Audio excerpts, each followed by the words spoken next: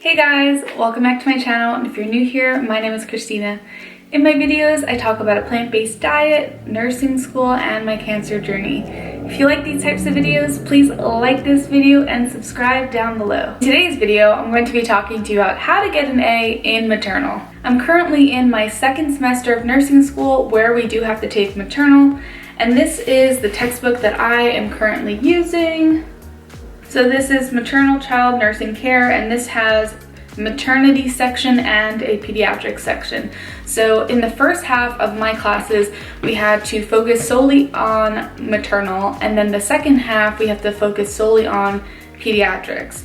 So I'm already actually done with maternal, hence why I'm going to give you some tips and tricks on how to ace this class.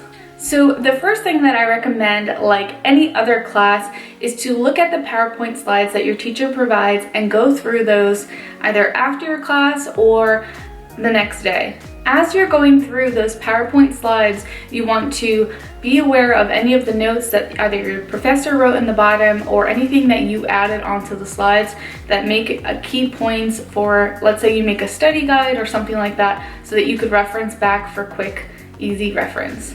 Make sure to pay attention to the notes that are listed down at the bottom of the PowerPoint slides that either you input during class or that your professor already listed for you. So as you go through the slides, you want to try and condense it as much as you can, because you're obviously not going to be tested on every little thing that your professor writes on the slides. But if there's certain things that your professor is like, make sure you know this, or what I want you to know is blank, then make sure you highlight those things in like a different color. If you are online, you could do that really quickly. If you have it printed, you could do it by hand. There are endless things that you can do to make sure that the concepts that your teacher wants you to know, you have readily available for you when you need to study. So like I said, you go through the PowerPoint slides and you want to carefully look at them. If there's something on the slides that is confusing for you, look back in your textbook. And I say this with every single class because it hasn't failed me yet. You have to just look back in your textbook and it'll give you a further explanation of the bullet point that they are addressed. So as you go through the textbook and you find different things that you want to add to your slides, you can list those on the slide, or you can just make your own notes so that you could reference back later. So after you looked at the PowerPoint slides and then reference back to using your textbook, the third thing that I recommend is to go on Quizlet and see if anyone made a Quizlet for your topic that you are going over. So for example, if it's chapters 42, 43, 44, look those up, because some people already make those based off the slides or based off the actual textbook. So try and type in your university name and then look up different questions that are associated with the material that you are going over. Doing this will save you so much time when you have to study and you don't want to make all these Quizlets on your own. It takes up a lot of good time that you could be studying the material versus trying to make the Quizlet. So after you found a good Quizlet that you like, you can look at those and answer any questions that they may have. Like some people make up their own questions, or you can look at like the definitions that they listed. Definitely look at the stages of labor, and when you're going through that during whatever test that you have that where it comes up, you want to make sure that you have something organized and easy to read. And what I like to do is I'll make like a table, and you make the table, so let's say it's stage 1, stage 2, stage 3. You make that table of the different stages, and then you highlight the key things to make them different from one another. Because when you have a multiple choice question, it's going to be one or two things that are different. So it's better to learn what is different versus what is similar. So just learn the different things about each stage of labor, so then when you have questions like that, it'll be really easy to answer. And typically, because it is such a big part of being a mom and being pregnant, it is important to know those stages, so really focus in on those stages. Another concept that I saw come up quite a lot was the Apgar scoring. So it's a scoring system to see how a baby responds when they first come out.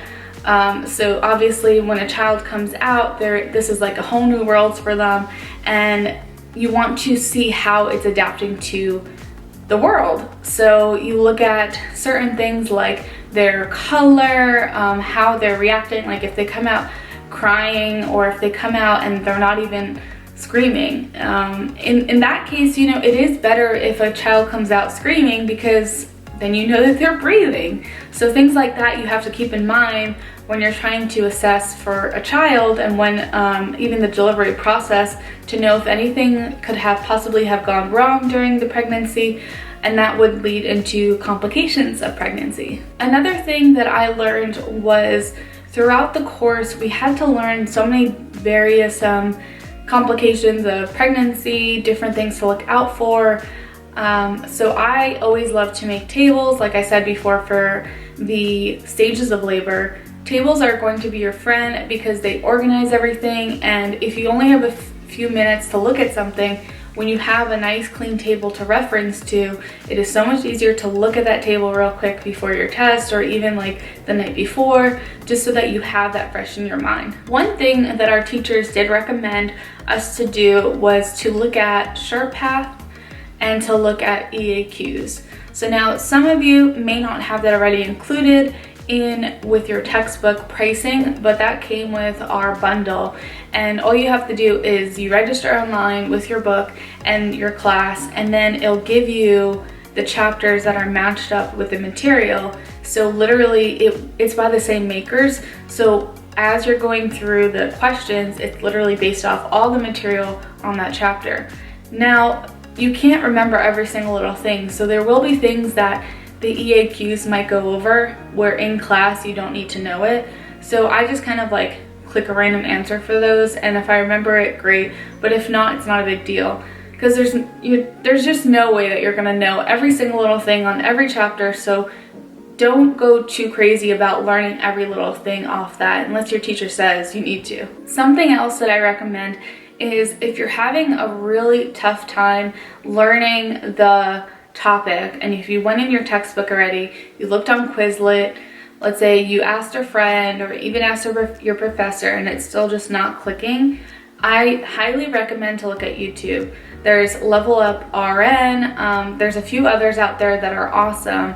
So I would definitely look at their videos and just try and grasp the material as best as you can. A lot of times they'll have different videos within the video, so it'll show you like a patient walking, or it'll show someone in labor or something like that, so that it could show you exactly what it means when they say certain concepts.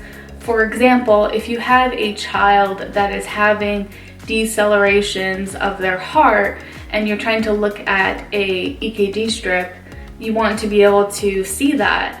And it's kind of hard when you just have those words on a PowerPoint slide and you can't visually see what they're talking about. I wasn't able to learn that concept until I looked at a video, and I was able to see, oh, okay, this means that, and late decelerations mean this. And that was a hard topic for me because I'm not really crazy about learning about the heart, but it made it so much simpler when I was able to visually see it, like on an EKG strip, and see like what is considered normal versus abnormal. The last thing that I recommend is to pay attention during your maternal rotation. So this may be a given, but maternal rotation will help you so much in class, because what is going on with the child, what is going on with mom, and you could relate it back to your notes and what you're going over. So use that time as a study tool to do well on your tests. When you could see how the child is reacting, and the nurses will be doing the Apgar scores. They do it after the first minute and after 5 minutes, so you could literally see what's going on from your textbook. And that's actually an answer right there, like when do you take the Apgar scores? After a minute and after 5 minutes. So use that time when you're in clinicals, not to just be like, okay, I have to be here, but to use it to learn as a learning experience so that you can do well in your exams. One other thing that I recommend doing is to make sure you really pay attention in class, because if you don't follow the material during class, it's going to be so hard to catch up. So there'll probably be so much information being thrown at you, but try to be actively focused and actively participate in, it's really a discussion when you ask questions, and you, depending on your teacher, if they're that style of teaching, it works out so much better because you can remember the material a lot easier and it makes your class go by faster. So just try to be actively involved, ask questions, And then I feel like that helped me learn so much more information. A lot of us shared different stories and we were able to interact together. So I hope you guys liked this video. If you did, please like it and subscribe down below. If you have any questions at all, please let me know. I don't mind answering any kind of questions you may have. I can't wait to see you guys next time. Bye.